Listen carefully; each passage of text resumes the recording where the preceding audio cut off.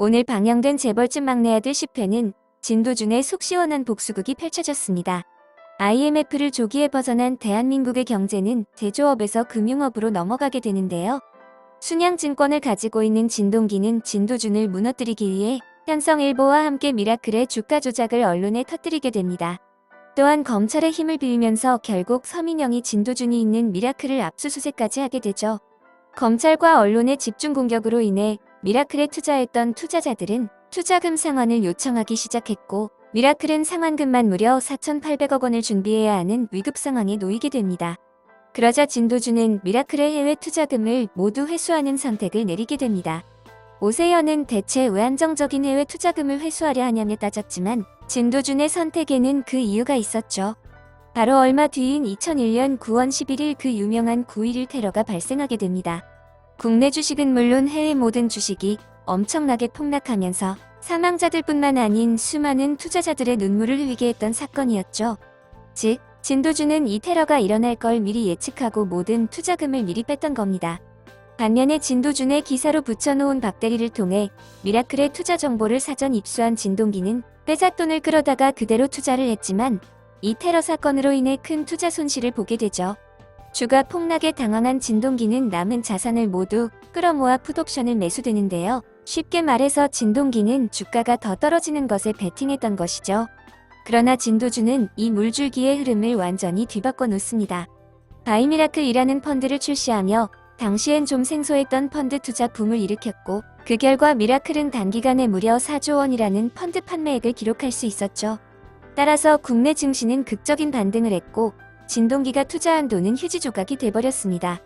마지막으로 진도준은 진동기를 찾아가 순양증권을 매수하며 진동기를 완전히 나락으로 보내버립니다. 이런 스토리를 볼 때 진도준은 미라클의 주가 조작에 대한 언론과 검찰 조사 같은 위기 상황까지 사전에 계획했던 것으로 추측됩니다. 만일 이런 위기 상황이 없었다면 뻔히 투자 잘하고 있는 해외 투자금을 회수해올 명분이 없었겠죠. 즉, 진도준은 투자금 상환의 위기를 자초하면서까지 9.11 테러 전에 해외 투자금을 회수해올 수 있는 근거를 마련한 것으로 보입니다. 그리고 이 위기를 만들기 위해 모현민과 손을 잡은 것으로 보입니다. 진도준은 진양철을 만나러 정심제에 방문할 때 모현민과 잠시 마주쳤습니다. 이들은 서로 의미심장한 미소를 지었는데요. 진도준이 현성일보의 힘이 얼마나 센지 느꼈다고 말하자 모현민은 필요하면 언제든지 말해달라고 멘트를 하죠. 즉, 진도준은 사전에 모현민에게 미라클의 주가 조작을 언론에 보도해달라고 말했을 가능성이 높아 보입니다. 물론 이로 인해 검찰의 압수수색까지 이어지게 되지만 압수수색으로는 미라클의 주가 조작을 입증할 수 없었겠죠. 뉴데이터 테크놀로지라는 회사와는 어떠한 연락을 한 정황조차 없으니까요.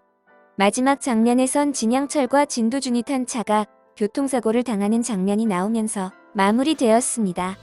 11회의 고편까지 방영을 안 하면서 시청자들의 궁금증을 증폭시켰는데요. 일단 이 사고로 진양철과 진도준이 모두 사망하진 않을 것으로 보입니다. 진양철과 진도준은 안전벨트를 매지 않았지만 다행히도 운전기사는 벨트를 매고 있었죠. 급 정신을 차린 기사가 차를 겨우 피했을 가능성이 높아 보입니다. 또한 막판에 아대리가 갑자기 클로즈업 된 것도 좀 의아하죠. 트럭이 치기 전에 갑자기 아대리가 운전하는 차가 끼어들며 큰 사고를 막았을 가능성도 있겠네요. 이제 궁금한 거 누가 이 사고를 사주했냐는 건데요. 제가 원작을 보지는 않았지만 들리는 이야기만 들어도 범인은 진양철의 부인인 이필옥이라는 말이 많이 나오고 있네요.